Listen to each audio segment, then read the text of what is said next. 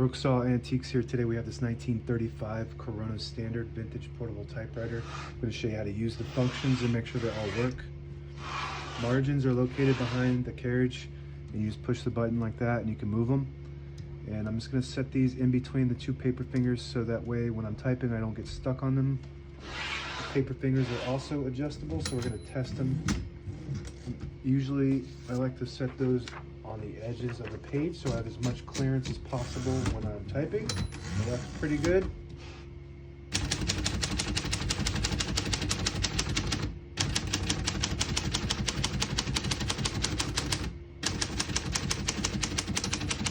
Once you hear the bell, you're at the end of the margin. Hit the silent space, get it back to the beginning, and skips 1 or 2 spaces. Right now we have it on single, but if you want double, you just flip that switch forward, it skips 2.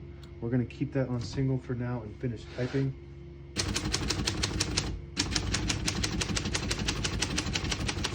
As you can see, all the keys type nice and none of them skip or stick. I'll type a sentence in red on the next line. I switch from black to red.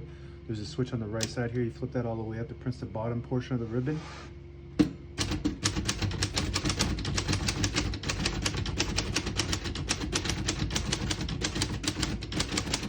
Beautiful typing machine. This is a classic. It's about as classic as it gets when it comes to typewriters. Really love the style of this typewriter, the glossy black paint. Got barely any wear on it. Very nice condition.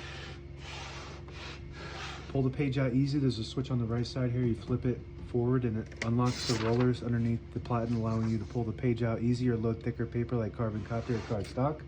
Make sure you flip that back before you load the next page or else it won't load correctly.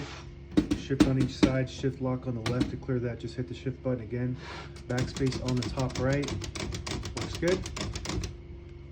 Margin release below that, you get to the end of the margin, it will block you from printing. Hit that margin release, it will allow you to go all the way to the end or until you get stuck on that paper finger like I just did.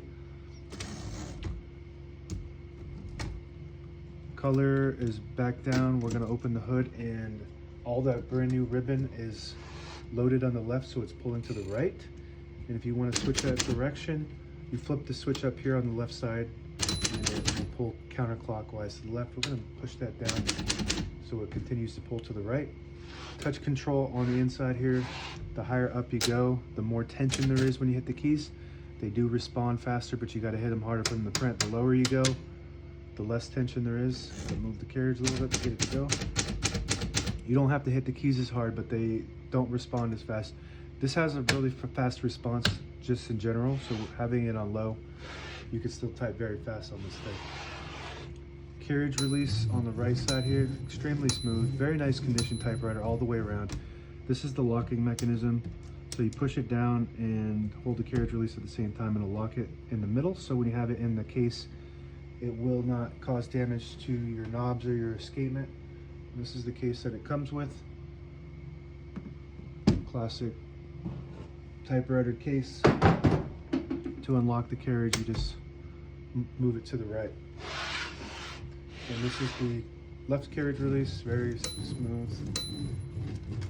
And if you pull the knob out, it'll disable the spacing so you can get to an exact spot on the page. You push it in, you get the clicks. Each one of those clicks is 1 space. And that's it, now available on eBay or Etsy. Search Brooksaw Antiques.